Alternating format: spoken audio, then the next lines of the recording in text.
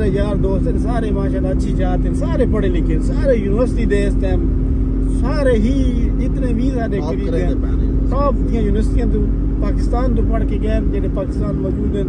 और पाकिस्तान तो ਜਿਹੜੇ आउट हैं वो भी टॉप दिया और एक नहीं अल्हम्दुलिल्लाह डिफरेंट एक नहीं मोर देन 2 3 4 डिग्री दे मालिक है नहीं मतलब इन्होंने ਕੀਤੀ ਵਦਨ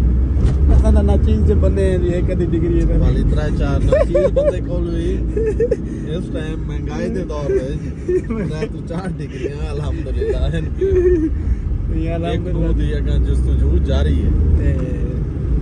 अच्छा जी सारा जितने भी दोस्त हैं सारे माशाल्लाह पढ़े लिखे ते अच्छा ये जितने भी दोस्त सारे पढ़े लिखे ना ये ना जो फर्स्ट मैं बनना जरा सोशल मीडिया ते ब्लॉग इस लाइफ इस स्टाइल आया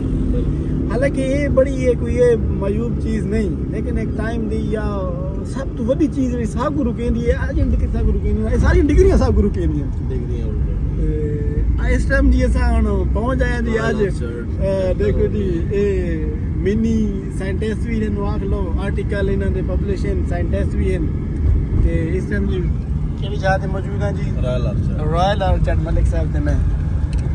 इवें बाहर निकले असा के आउटिंग ने आज इत्थे खैर रश मैं ना कोई इन्हां दा कोई फंक्शन ही आई शायद 14 अगस्त दे हवाले नाल इन्हां दा 14 अगस्त दे हवाले नाल आज फंक्शन है और इहदे नाल डोगर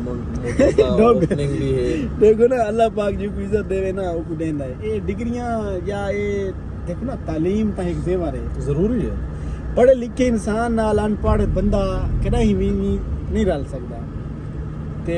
दूजी गल है लेकिन अल्लाह पाक जैसे इज्जत देंदा ना आज दिखांगे सन लंघदे पैसे ते मलिक साहब से भी आज को डोगर दा मोटर दा इफ्तिताह है असा चले मैं दूर दिवेसू अच्छा उन्हां दा इफ्तिताह है अल्लाह पाक उन्हां इज्जत दी है चिट्टे अनपढ़ लोग हैं भी बिलाल मारते आई थिंक तो बिलाल मार तो दिया काफी टिकटॉक पे कोई रिहान है बने के अच्छा ना सुने ना दे दे भी रहने हैं खैर ज्यादा ते ओ कोई उन्हां कोल डिग्रियां नहीं किश है क्या नहीं कोई पढ़े लिखे इंसान नहीं लेकिन अल्लाह ताला ने इज्जत दी है टिकटॉक दे स्टार आज पढ़े लिखे बंदे भी अस हमने देख सुना बिल्कुल उन्हां नाल सेल्फियां लेने वजह उस लेकिन देखो सारा रश तकरीबन वो है जेडे सारे आंदे पे देखो ना इस टाइम रश भी है लेकिन गाल है कि एक पढ़ा लिखा बंदा एक साहिब इल्म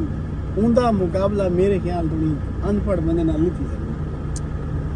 बिल्कुल एक ज़ाहिर एज है तालीम वो ज़रूरी है लेकिन एक इसके अलावा भी अल्लाह पाक ने अगर जिसको तालीम तो जरा महरूम कीता है उन अल्लाह ताला कुछ बड़ी चीज नवाज देता है ऐसा ये नहीं आता यार वो नहीं अल्लाह पाक ने इज्जत दी है ये पूरी चीज नहीं कि बंदा तालीम याफ्ता नहीं बिल्कुल ऐसा मकसद ही नहीं होता हां ਉਹਦੇ ਸੋ ਕਾਫੀ ਖੂਬੀਆਂ ਵੀ ਹੁੰਦੀਆਂ अल्लाह पाक ने एथिक्स होने चाहिए हैं ਤੁਹਾਨੂੰ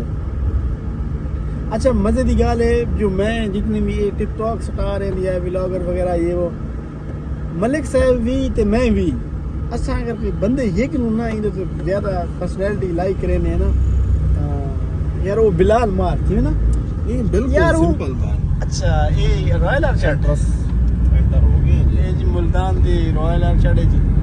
थोड़े अंदाजे ते तोरे वेंदे पे एग्जैक्ट लोकेशन दा तो नहीं आईडिया अच्छा जी अच्छा चल के वेंदे हैं कि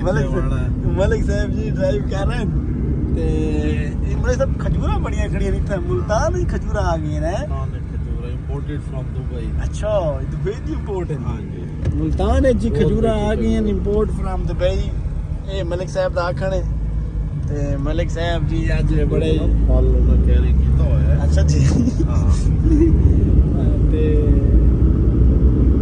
बई गल करेंदे पैसे जी कि अल्लाह पाक उन्होंने इज्जत दी है अल्लाह पाक मजीद देवे लेकिन हाँ बिलाल मार जेड़ा बंदा है ना यकीन करो वो मैं बजाते खुद भी उस बंदे दी अच्छा पर्सनैलिटी क्यों है लेकिन उस बंदे गरूर अकड़ क्या है संदा नहीं बंदा हालांकि अच्छा पैसा आवना ना वधी गल नहीं होती पैसा आके बचावना वधी संभालना कि कैरी करना जेड़ा खानदान स्टाइल तोरा क्या होता है क्या लोगों नाल तोरा बिहेवियर क्या होता है ये चीज है अच्छा क्योंकि पैसा कम बंदे को लिए बड़ा होता है बिल्कुल कमी नहीं होती कहती लेकिन गल ये कि यार तुस अपनी औकात ना भूलो तुस अपने हिसाब किताब तो इंसानियत की कदर हो तो ये चीज़ा जी ना ये चीज़ा अहम होती सही इस वजह तू बिलाल मार ते चीज़ बड़ी है कि यार वो बंदा मतलब उन्हें को सारा कुछ है पैसा दौलत इज्जत लेकिन सादगी रहने वाला वो गरूर नहीं कहना तकबर उन्हें विच मैं ना लेटा इस वजह तो उनको पढ़े लिखे सुलझे बंदे मैं ना साइंटिस्ट डॉक्टर इंजीनियर लोग उनको लाइक करेंगे उनको